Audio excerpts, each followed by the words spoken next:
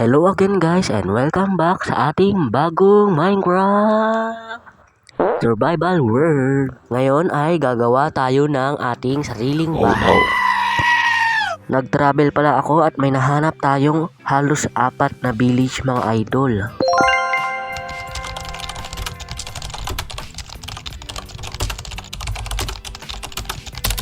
Yun yung mga nahanap ko.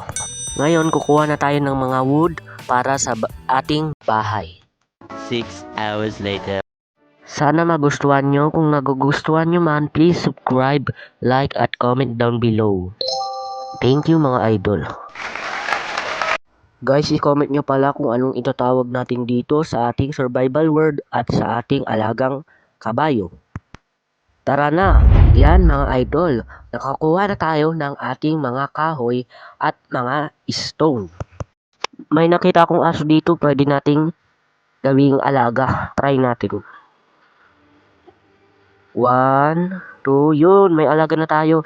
Comment nyo sa baba kung anong ipapangalan natin dito sa aso nating mga idol. Thank you nga pala sa mga nagsusuporta sa akin. Oh yeah! Yan guys, may nakita na tayong paggawa ng ating bahay. Yan, nagawa ko na ang ating floor. Island lang pala to. I-comment nyo din sa baba kung anong itatawag natin sa island na to. Ang daming comment ha. Yan mga idol, i-comment nyo sa baba kung anong tawag natin sa island na to. Gagawin ko na ang frame, maghintay lang tayo. Doon nga pala ako nag-shop ng wood dun banda. Tapos kinulong ko na din ang aking kabayo. Gagawin na natin yung frame. Fast forward ko dito Fast forward ko dito mga idol.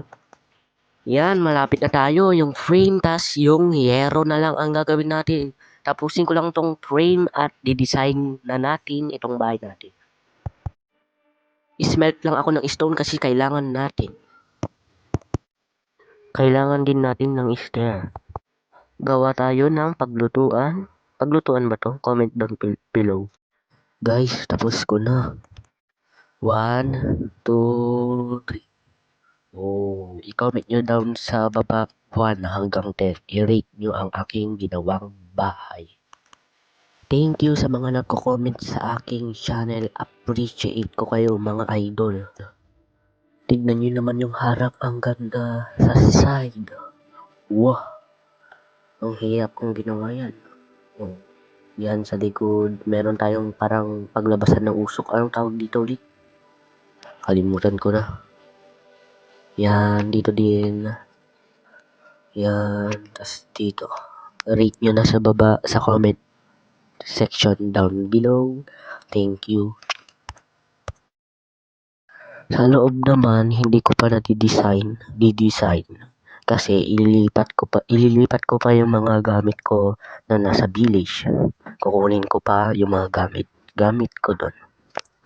Yan, tignan nyo yung bintana.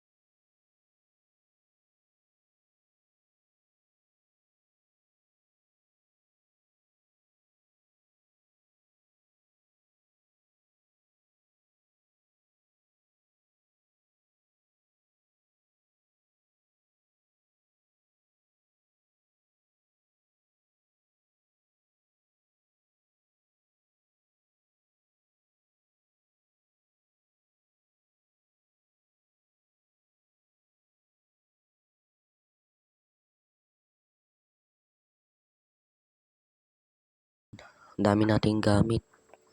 Gawa tayo ng paghigaan ng mga aso. Mahiga na kayo. Guys, i-comment nyo kung anong pangalan nila sa baba. Dalawa pa sila, oh.